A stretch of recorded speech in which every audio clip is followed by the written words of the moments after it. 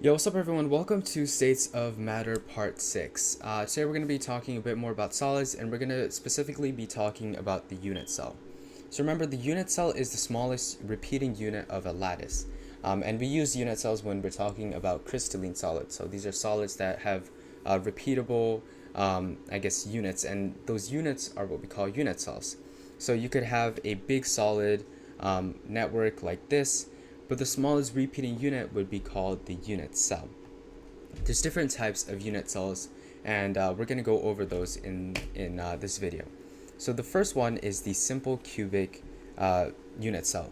So in total, there's one atom in one unit cell. And this is because you have 8 of these corner atoms, but these corner atoms each only account for 1/8 of an actual atom. Now, the simple cubic way of shaping a unit cell is really inefficient. Only about 52% of the cell is filled with atoms, and because of how inefficient this is relatively uncommon in nature. The solids want to be as tightly packed as possible, so they want to use a unit cell that takes up more of the cell. So the second one is the body-centered cubic. And the body-centered cubic is the same as the one that we saw before, the simple cubic, except that we now have an atom in the center. So now there's 2 total atoms. You have 8 corner atoms, which count for 1/8 of an atom each, and you have 1 in the center, which counts for a full atom. Now, in this body-centered cubic, the coordination number is 8. This is because at every single atom, there's 8 other atoms around it. And so 68% of the cell is going to be filled with atoms. So it's a bit more efficient than the one before, the simple cubic. As opposed to 52%, we now have 68%. Some structures are going to use this, but still it's pretty inefficient, so it's quite uncommon still. Alright, the next one is a face-centered cubic. And in a face-centered cubic, it's very similar to a simple cubic, but now you have 6 atoms on the faces.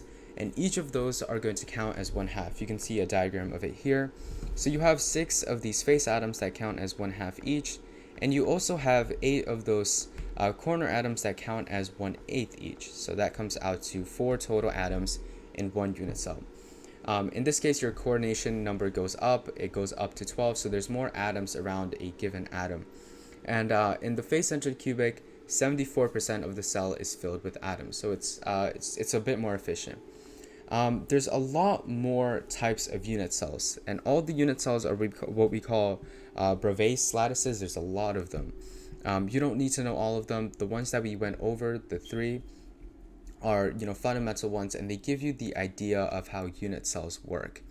So as long as you have an understanding of those first 3, you'll be fine. Just know that there's a lot of lattices that do exist. One last one that I want to go over is a variation to the face-centered cubic arrangement, and this is the rock salt structure. Some ionic crystal structures take this shape, and it looks something like this. So yeah, a lot of ionic crystal structures do take this shape. Alright, let's do a practice problem. So a mineral containing only copper and oxygen adopts the cubic unit cell shown below. What is the formula of this mineral?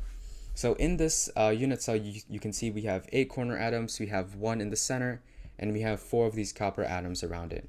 So first, let's count up all the oxygens.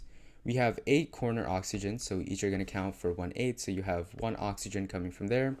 And you also have 1 oxygen in the center, which is going to count as a whole oxygen. So when you add them up, you have 2 oxygen. And now let's count the coppers. You have 4 coppers just chilling in the center. And these are going to count as 1 each, so you have 4 copper. Now we have to find the empirical formula. We can easily find the molecular formula, so we know it's copper 4, oxygen 2. And we can simplify this into the simplest whole number ratio. And so this is going to come out to copper 2, oxygen.